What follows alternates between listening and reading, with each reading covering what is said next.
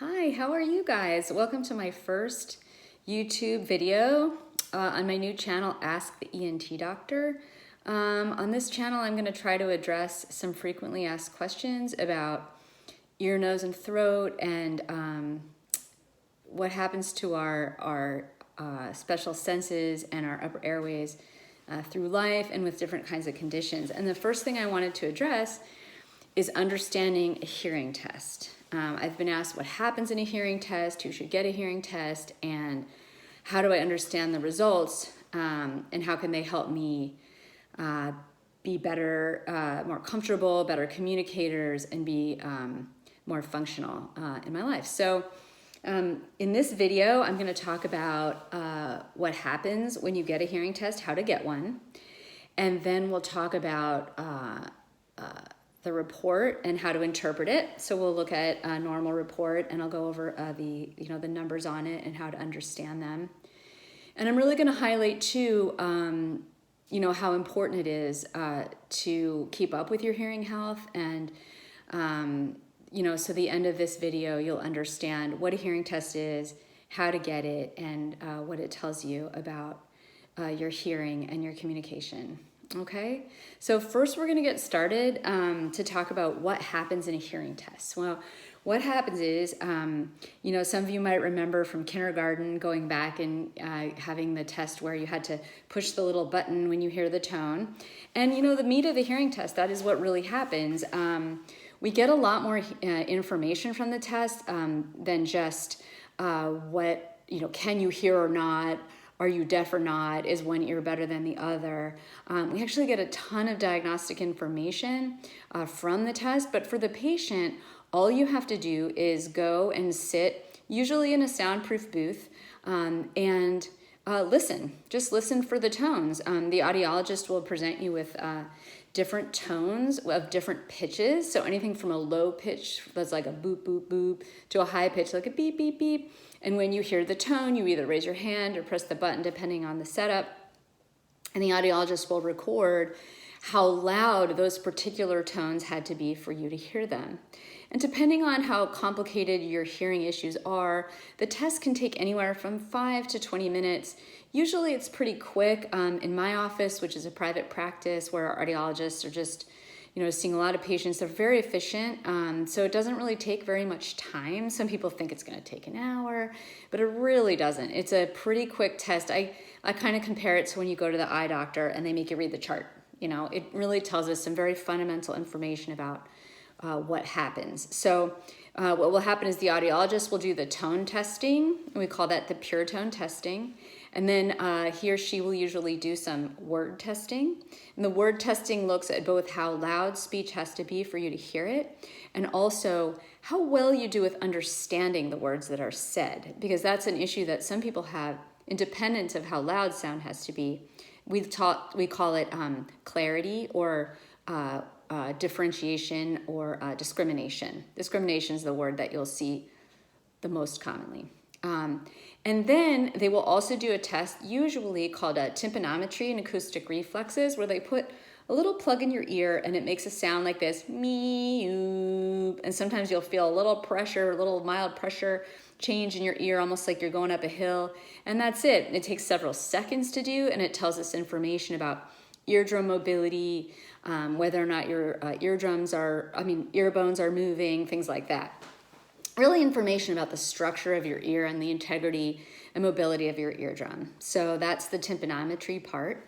And then sometimes the acoustic reflexes and the what's called otoacoustic emissions will be done at that time as well. A little bit more technical stuff that's not as important for lay people to understand, but they can help with understanding of some complex ear problems. So that's what happens in the audiogram. And after that audiogram is done, the audiologist will generate a report, which I am going to show to you now. I've generated a printout of a normal report, and so I'm going to show that to you. This is the printout of a normal audiogram. What you'll see here is a graph with 2 lines on it. The ears are drawn together on the same graph. One of them is in red. That is the right ear. You'll see it down here in the key. And the left ear is printed usually in black or blue with an X. And again, even if it's not colored, there'll usually be a key that tells you which ear is the left ear. So what we see here is a graph, and on this axis of the graph is the different types of tones. So the low tones, which I call the boops, boop, boop, boop, are down here, and the high tones, which I call the beeps, beep, beep, beep, are up here. And on this axis, the audiologist graphs how loud the particular sound was in decibels. That's the unit. It's a soundness unit. How loud that sound had to be for you to hear it.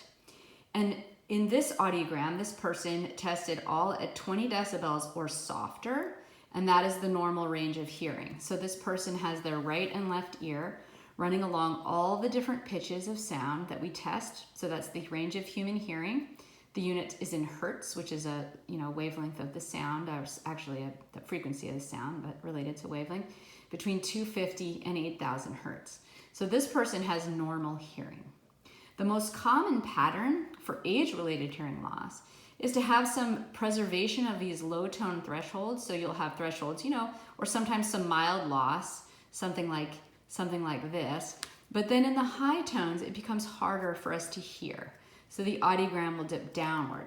And so an audiogram shape like this, again, in both of the ears, is going to be the most common, for instance, for age-related loss, okay?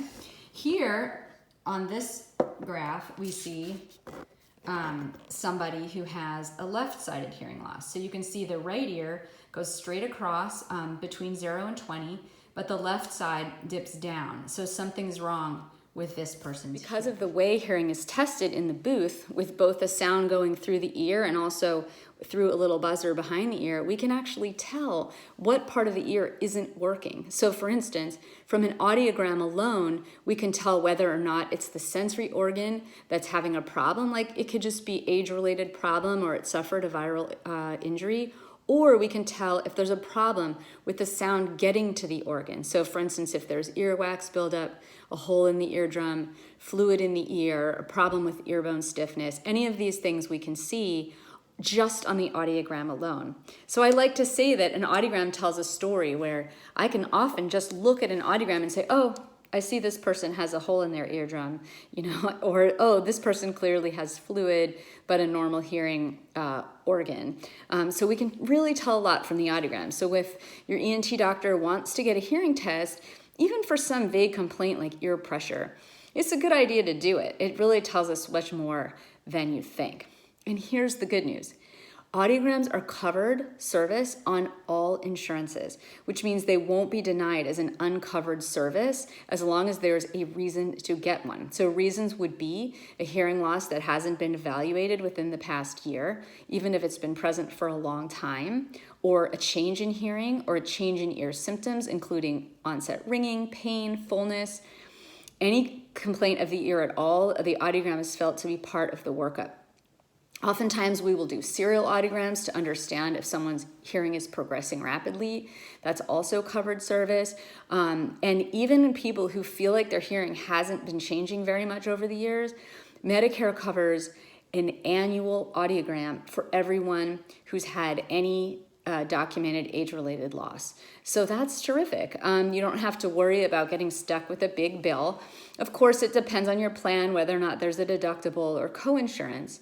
But if you're meeting your deductible, your Medicare deductible, which is usually fairly low, it just goes right in there toward the deductible and then ends up with whatever co-insurance that you have. So it's a covered service. Bottom line is, I want you guys to understand that an audiogram or a hearing test is a quick, easy, painless procedure that's covered by insurance, and it'll help us understand how your hearing health is doing, help us follow you over time, and make recommendations to make your communication better so you can stay in touch with friends and loved ones.